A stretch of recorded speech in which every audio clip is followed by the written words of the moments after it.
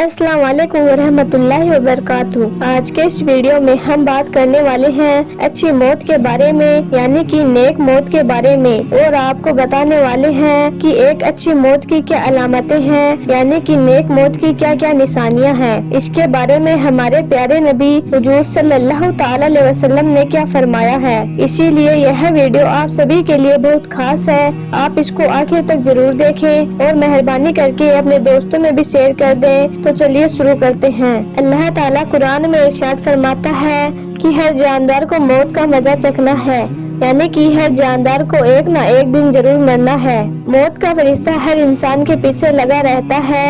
हमारे आसपास न जाने कितने ऐसी मिसाल हैं कि अच्छे भले सेहतमंद लोग रात को आराम से अपने बिस्तर पर सोते हैं, लेकिन उन्हें सुबह उठने की मोहलत नहीं मिलती है। कितने ऐसे लोग हैं जो आराम से अपने घरों से किसी काम की वजह से निकलते हैं, लेकिन वापस उन्हें घर पहुंचना नसीब नहीं होता है। कितनी बारातें बैंड बाजों के साथ घरों से निकलती हैं, लेकिन वापसी मातम के साथ होती है।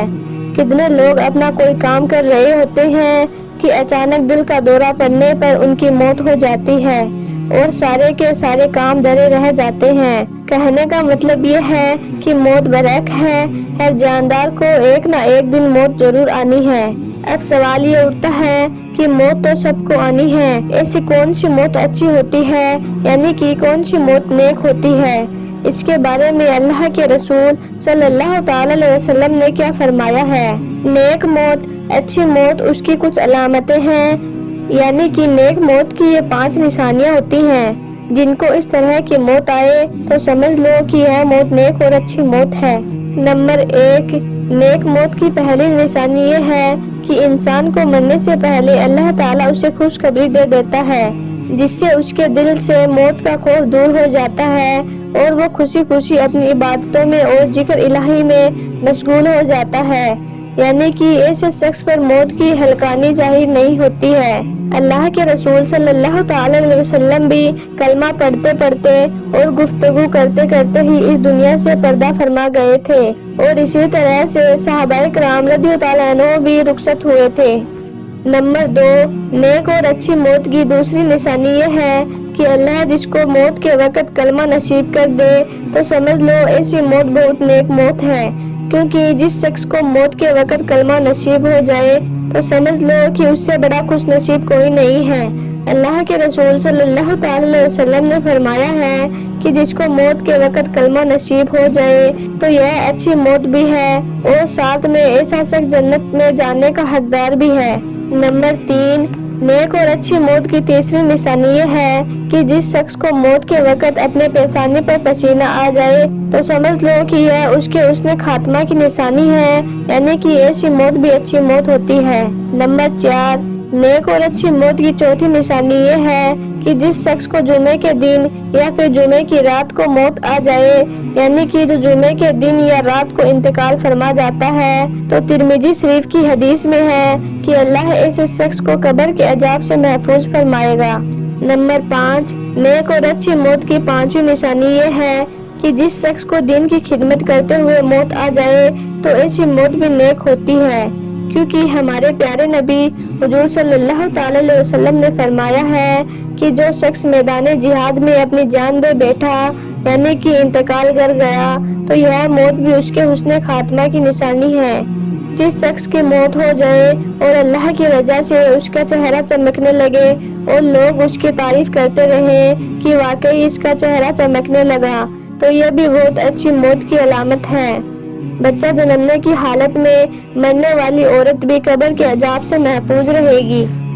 इसके अलावा जो शख्स टाउन की बीमारी से इंतकाल कर गया तो ऐसा शख्स भी शहीद के दर्जे में आता है। सही बुखारी की हदीस में है कि जो टाउन की बीमारी में, यानी कि जो बीमारी एक वबाई बीमारी थी, उसकी वजह से इंतकाल फरमा गया तो ऐसी मौत भी अच्छी मौत है। सही बुखारी शरीफ की हदीस है कि अल्लाह के रसूल सल्लल्लाहु तआला अलैहि वसल्लम ने फरमाया कि पेट की बीमारी से, यानी कि ऐसी कोई बीमारी हो जिसका ताल्लुक पेट से हो, ऐसी बीमारी से अगर किसी को मौत आ जाए तो वो शहीद है।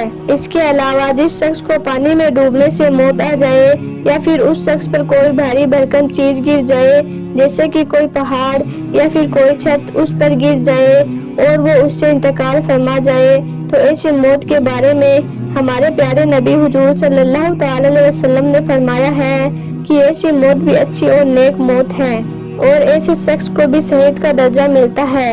یا پھر اگر کوئی شخص آگ کی چپیٹ میں آ جائے یعنی کہ جل کر مر جائے تو ایسا شخص بھی شہید ہے۔ اور اس کے علاوہ ایسی کوئی بیماری جس سے انسان کے پھیپھڑے ختم ہو جاتے ہیں تو ایسا شخص بھی شہید ہے۔ موت کا مزہ چکھ لینے کے بعد یعنی کہ انسان کو موت آ جانے کے بعد اس کی سب سے پہلی منزل ہوتی ہے اس کی قبر۔ قبر کی منزل کتنی بھیانک ہوتی ہے اس بات کا اندازہ آپ اللہ کے پیغمبر حضرت محمد صلی اللہ تعالی علیہ وسلم کی اس دعا سے لگا سکتے ہو کہ حضور صلی اللہ تعالی علیہ وسلم اکثر یہ دعا کیا کرتے تھے کہ اے اللہ میں تیری پناہ مانگتا ہوں قبر کے عذاب سے۔ اللہ کے رسول صلی اللہ تعالی علیہ وسلم کا فرمان ہے کہ موت کی تکلیف بہت شدید ہوگی۔ حضرت عائشہ رضی اللہ عنہا فرماتی ہے کہ میں نے اللہ کے نبی حضور صلی اللہ تعالی علیہ وسلم کو کوئی بھی ایسی نماز پڑھتے ہوئے نہیں دیکھا جس میں آپ صلی اللہ تعالی علیہ وسلم نے عذاب قبر سے پناہ نہ مانگی ہو۔ حضرت عثمان غنی رضی اللہ عنہ کو قبر کی یاد آنے پر اتنا رویا کرتے تھے کہ اس کی داڑھی مبارک آنسو سے تر ہو جایا کرتی تھی، اور فرماتے تھے کہ قبر آخر کی منزلوں میں سے سب سے پہلی منزل ہے، جس کو اس منزل کو نجات نہ مل سکے اس کے لیے اگلی منزل کئی زیادہ سخت ہوگی۔ حضرت عبداللہ بن عباس رضی اللہ عنہ سے روایت ہے کہ نبی کریم صلی اللہ تعالی علیہ وسلم ایک مرتبہ دو قبروں کے پاس سے گزرے تو آپ صلی اللہ تعالی علیہ وسلم نے فرمایا کہ ان دونوں قبروں میں عذاب ہو رہا ہے، اور کسی بڑی بات پر نہیں بلکہ اس میں سے ایک چغلی کرتا تھا اور دوسرا پیشاب کے چھینٹوں سے احتیاط نہیں کرتا تھا۔ حضرت ابو ہریرہ رضی اللہ عنہ کہتے ہیں کہ نبی کریم صلی اللہ تعالی علیہ وسلم نے فرمایا کہ لذتوں کو مٹا دینے والی چیز یعنی کہ موت کو کثرت سے یاد کیا کرو۔ حضرت انس بن مالک رضی اللہ عنہ سے روایت ہے کہ نبی کریم صلی اللہ تعالی علیہ وسلم نے فرمایا کہ تم میں سے کوئی بھی آدمی تکلیف یا مصیبت کی وجہ سے موت کی آرزو نہ کرے۔ اللہ کے پیغمبر حضرت محمد صلی اللہ تعالی علیہ وسلم نے فرمایا کہ تم میں سے کوئی بھی موت کی تمنا نہ کرے، کیونکہ اگر وہ نیک ہے تو ہو سکتا ہے کہ وہ اور زیادہ نیکیاں کر لے، اور اگر وہ گنہگار ہے اور شاید وہ نیک عمل کر کے اللہ کو راضی کر لے۔ نیکی پر عمل کرتے وقت موت آ جانا اچھی موت کی نشانی ہے، جیسے کہ نماز پڑھتے ہوئے موت کا آ جانا یا اسلام کی کسی عبادت میں مشغول ہونے میں موت آ جائے تو وہ موت بھی اچھی ہوتی ہے۔ مگر کتنے افسوس کی بات ہے کہ آج ہم اخبار پڑھنے، فیس بک چلانے کے لیے تو وقت نکال لیتے ہیں پر ہمیں قرآن پڑھنے کا وقت نہیں ملتا۔ آج ہمیں گھنٹوں ٹی وی دیکھنے کا وقت تو مل جاتا ہے پر قرآن پاک پڑھنے کا وقت نہیں مل پاتا۔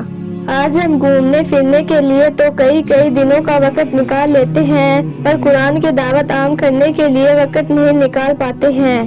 بچے کے 4-5 سال کے ہوتے ہی ہمیں اس کی دنیاوی تعلیم کی فکر تو ہونے لگتی ہے، بلکہ مہنگے سے مہنگے ٹیوشن لگا کر بھی دنیاوی تعلیم دلانے کی کوشش کی جاتی ہے تاکہ اولاد دنیا میں لوگوں کے برابر کھڑا ہونے میں شرم محسوس نہ کرے، لیکن دینی تعلیم کے لیے والدین فکر مند نہیں ہوتے۔ اللہ پاک ہمیں کہنے سننے سے زیادہ عمل کرنے کی توفیق دے اور ہمیں قبر کے عذاب سے محفوظ رکھے، آمین۔ آپ کو ہمارا یہ ویڈیو اچھا لگا ہو تو دل سے ایک لائک کر کے اپنے دوستوں میں شیئر بھی کر دیں تاکہ یہ ویڈیو اور بھی مسلمانوں تک پہنچ سکے۔ آپ کا ویڈیو دیکھنے کے لیے بہت بہت شکریہ۔